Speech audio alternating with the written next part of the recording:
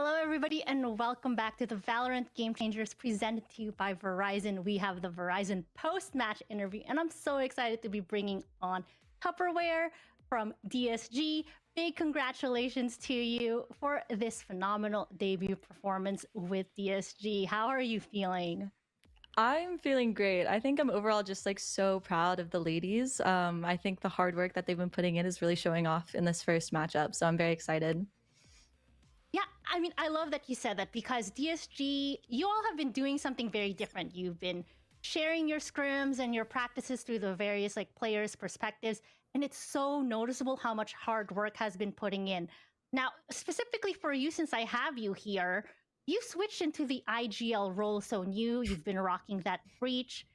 What has been the most difficult thing so far with this new role and new position? Definitely just the concept of IGLing as a whole. I didn't pick it up until a week ago. Whenever we started streaming our scrims, that's really when I started getting into it. So it's been really difficult trying to like understand how to put all the puzzle pieces together and stuff. But I feel like I'm working pretty through it pretty efficiently. And of course, like role wise, I love playing just about any role as long as I get to compete. It's a fun time. I was actually going to say we were a bit surprised with that Reina first pick on. I saw it on you, not typically something that I would see on a IGL position, but I do want to say that you did very well on that, so that was so great to watch. Thank you. Kind of corralling and being the IGL of players that have not necessarily had that competitive experience under their belt. What has been the pros and cons that you've experienced with working with them?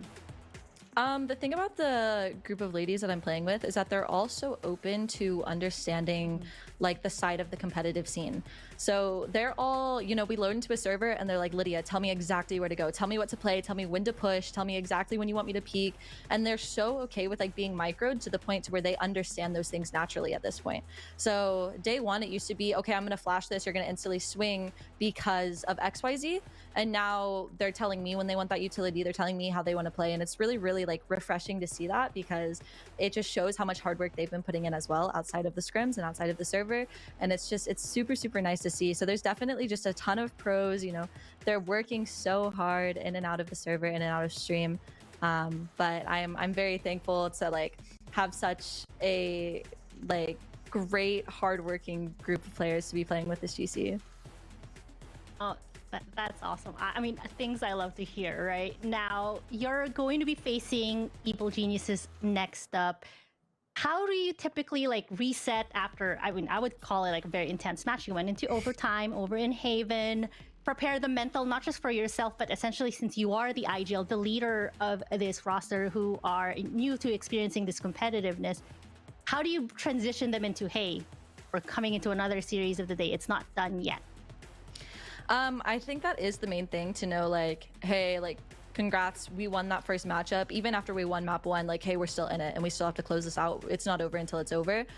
So it's kind of that mental reset and realizing we have another BO3 to play and we know the skill of EG. We know like what they like the strengths and weaknesses of that team as well. So it's just a matter of being able to play our O game and just play to our strengths and hope that it hits some of their weaknesses. Oh, exactly. And before I let you go, I do have two more questions here. I guess the first one would be, I did hear Ruin, your coach, talking about and giving a nice speech last night during one of your scrimming sessions. For yourself, as you're progressing here, I mean, obviously I expect you to have high expectations for yourself and for this roster. Is it too far-fetched to ask, how deep do you think this run is going to go with the performances that you have so far? I genuinely think if they keep believing in themselves and don't let them get out of touch with the game going on, because of course it's super, super stressful whenever you load into a server and everyone has that org in front of their name and the skill caliber that you're competing against. So as long as they stay true to themselves and how they know how to play, I genuinely believe we can make it pretty far. Knowing the girls outside in their own element and in their own comfortability, I think that we're easily a top 10 team just based on their raw skill alone. So it's just a matter of getting them to believe that and acting on that. But I definitely think we're going to make it a lot farther than a lot of people think. I love it, and I'm rooting for you all the way to continuously prove that. And final words, our shout outs that you have before I let you go. I would like to shout out all of my teammates, Jody, Kaede, Tenzin, Sid. Y'all are amazing. Ruin, you're an amazing coach. And Toast, thank you so much for this opportunity. I love all of you and appreciate you all so, so much. Thank you. And thank you as well, Tupperware, for joining us here at the Verizon post-match interview. And good luck in your next games. And I hope to see you in the top 10, as you call it. Thank you so much. Of course. That was such a great interview, and I'm so excited that we got to hear from Tupperware over at DSG. Congratulations once again to them. And with that, we're going to have another break as we get ready for series number 2. So sit back, relax, and we'll see you on the other side.